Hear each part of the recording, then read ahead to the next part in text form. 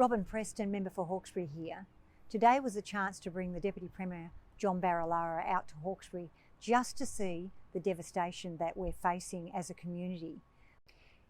It's an opportunity for John Barilaro to see firsthand the devastation that we as a community face, from the major impact on infrastructure like Windsor Bridge and the North Richmond Bridge and the Yarramundi Bridge, also to the hundreds of market gardeners, turf farmers, those people in the industries that are really going to be suffering and trying to pick up from where they left off. How do you recover from a massive flood and get your business back up and running? These were the sorts of things that we talked about. We also looked at families and how they're impacted with their homes. We went out to Windsor to talk to Lisa and Ben and have a look at their property and just see what that flood damage had created. Enough of it is, because all the neighbours just grabbed a box and ran. The way it happened, our flood plan, we got it sorted. We had everything out of the drawers, pulled all of them out and had it to a bench top height. And then they've gone higher. It's a chance for them to talk about the issues like insurance for people in flood-prone areas, what they need on the ground firsthand, skip bins, bodies and people coming together to really help out. It's a community out here, and I know Lisa and Ben found that firsthand.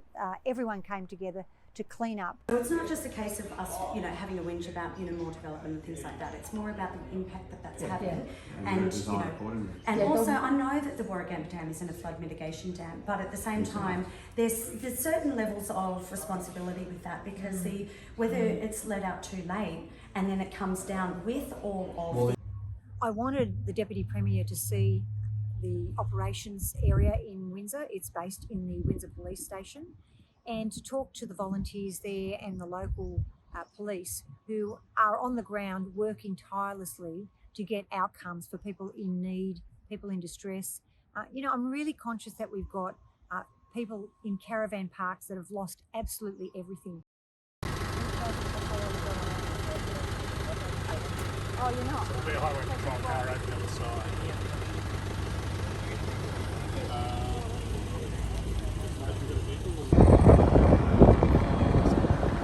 The damage to local infrastructure has been intense, particularly along Freemans Reach Road. There's some major works that we have to carry out, and that will take some time. I don't see Freemans Reach Road being open anytime soon, but it was good that the Deputy Premier was able to see the needs for infrastructure repairs that Council and the state government will have to work together on.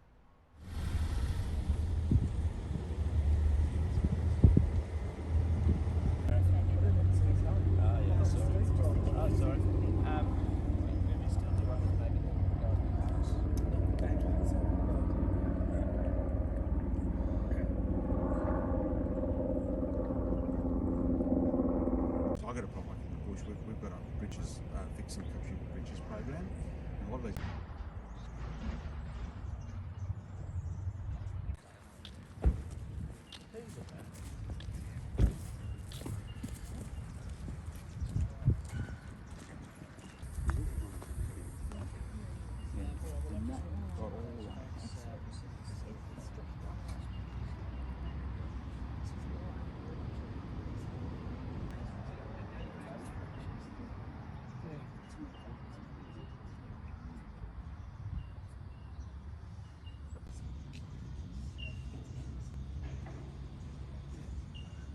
Importantly, I wanted to take John to the SES headquarters at Hawkesbury, where we met a plethora of really dedicated workers who are working for you, getting the situations under control.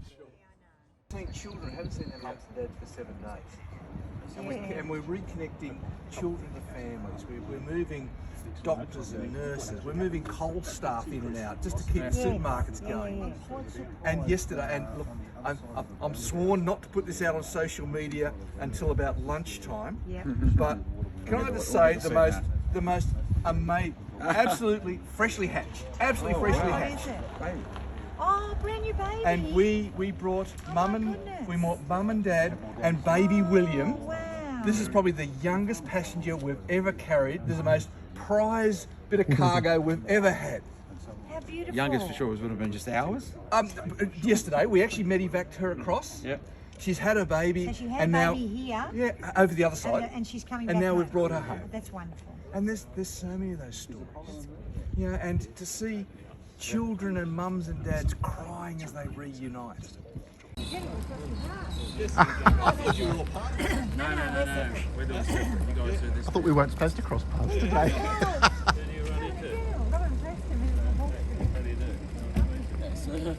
I think this is an accident.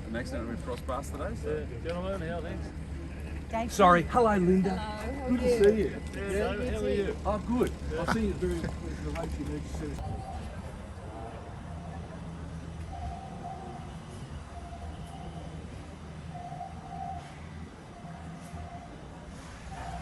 We used to get about 10,000 phone calls a day. This room was originally set up as phone booths to take calls.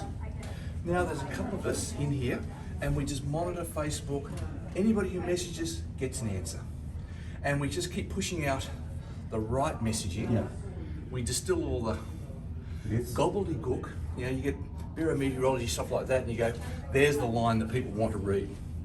And the messaging is brilliant. And people just relax and they go, all right, I'll just ring this number and you'll help us. And we do. You can do the introductions. G'day, how are you? Good. Okay, is that Windsor Police? Oh no. So Peter's our planning person. So Okay. Peter sort of runs the numbers. And so I'm looking at Warragamba Dam, Wallachia, Penrith, Castlereagh died. The growth for us at North Richmond is really important. Windsor, Sackville, Lower Portland, Wasmans Ferry, Upper Conolly, the Howes Valley and St Albans. Okay. And one of the tragedies that we've actually got is that there is no flood forecasting for the St Albans area. No, nothing at all. And the upper McDonald Valley as well, there's nothing. Well, that's a gap. And Well, they're Yarramundi Bridge, working. we never get any advice on Yarramundi Bridge, No, and yeah. Bond don't put it on their site. So these people are freaking out, they've got no intel. So- We really need that looked at. So on all the flood warnings that we've been getting, and I've stopped getting those because everything's dropping down, there is no mention whatsoever of St Albans. Yeah. Okay, and I'm going through all this. How am I doing that? I've spoken to a bloke who has just gone through, and he's walking through. Ian Gill got his fuel. He's now walking down through here through flood waters. I just spoke to his wife. I've been told to go and ring up Melissa Ward. She doesn't have a phone, but her parents who live across the river So it's a real chase. are up here. They're not answering their phone. Their phone might be out. So how do we do that? I can't tell you how encouraged I am to see the community coming together. It's really important at this time that we support each other. When the flood subsides, it's the cleanup that's really going to impact us, both physically, but also our mental fitness. And as a community, we'll rally together. We'll get the support from the New South Wales government, from the federal government, and we'll work with our local councils to bring us all together, flood-free, hopefully, going forward.